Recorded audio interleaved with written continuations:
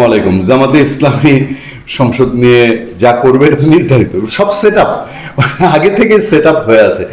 সংসদে রাষ্ট্রপতি ভাষণ দিবে, জামাত এনসিপি বের হয়ে যাবে, তারপরে আবার এসে নাকে খত দিবে, তারপরে 2 দিন বাদে ডেপুটি স্পিকার নিয়েও বলবে আমাদের তো দিল না, তারপরে আবার একটা চিঠি দিবে ইয়েকে।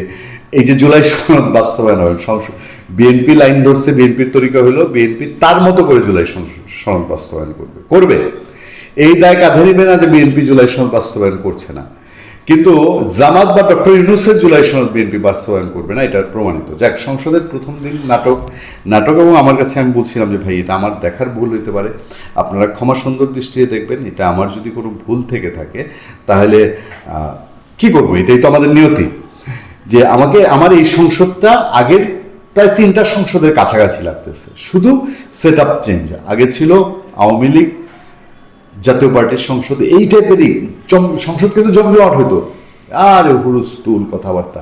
আওয়ামী লীগ ছুলায় ফেলতো সংসদে বসে জামাত আর বিএনপি রে, জামাত বিএনপি নাই, এখন সংসদে আওয়ামী লীগকে ছুলায় ফেলবে। হ্যাঁ, আওয়ামী লীগ শুধু নাই ওখানে। এবং ওই পুরনো ছিল, আমি ইলেকশনে অনেক আগে থেকে বলছিলাম বাংলাদেশটা হয়েছে ভাই আমি 15 বছর খাইছি, হ্যাঁ গেলাম গে, এবার তুই 15 বছর খা, আমার বেশি জ্বালাইস না। আর যে 15 বছর খায় নাই সে বলবে তোরা তো খাইছস। দেখবেন গ্রামেগঞ্জে ওই তৃণমূলের বিএনপির লোকজন বলে 17 বছর খাইছে, এখন আমরা খাবো না। এই দেশটা হলো খাওয়ার পাত্র আর কি। তো সংসদে জামাত রিং বিরিং একটা দেখাইছে শুরুতেই। সংসদে রাষ্ট্রপতির ভাষণকে কেন্দ্র করে বিরোধী দলের অধিবেশন ত্যাগ হট্টগোল।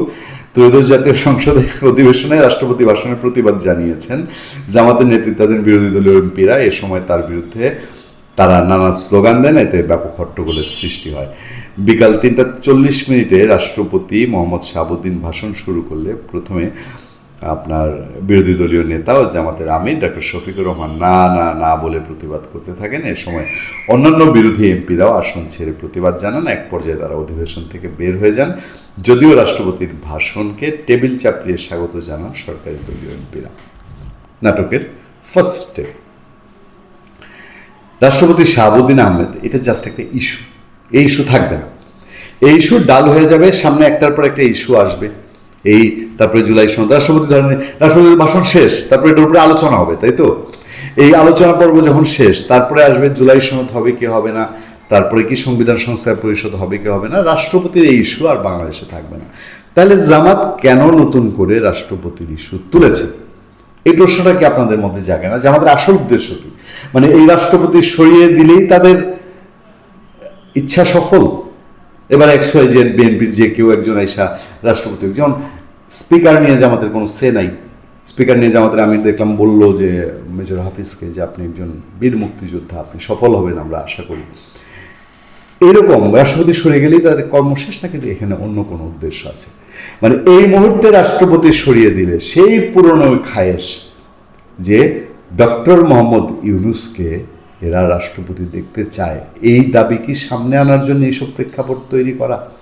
তারা এখন পর্যন্ত ইউনূসের অপশাসন, দুঃশাসন, মব, দুর্নীতি, অনিয়ম, অনাচার, রাষ্ট্রবিরোধী কাজ, সংবিধান বিরোধী কাজ, বাংলাদেশের মানুষকে অন্যায় অপমান করা, তার কোনো কিছুর বিরুদ্ধে জামাত এবং এনসিপি আদ্য পর্যন্ত একটা শব্দ উচ্চারণ করে নাই।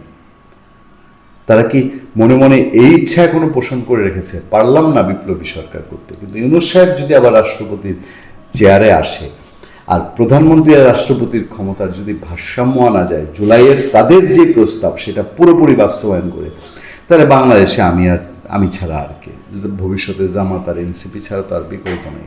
তখন যারা জনসমর্থন যাই থাকুক না থাকুক, যে একজন গতকাল দেখলাম ফেসবুকে পোস্ট দিয়েছে, গত 3টা নির্বাচন ঘিরে জামাতের আমিরের টোটাল পাওয়া ভোট হলো 45,000। 3বার ইলেকশন করছে, 3বার মিলায় 45,000 উঠে না।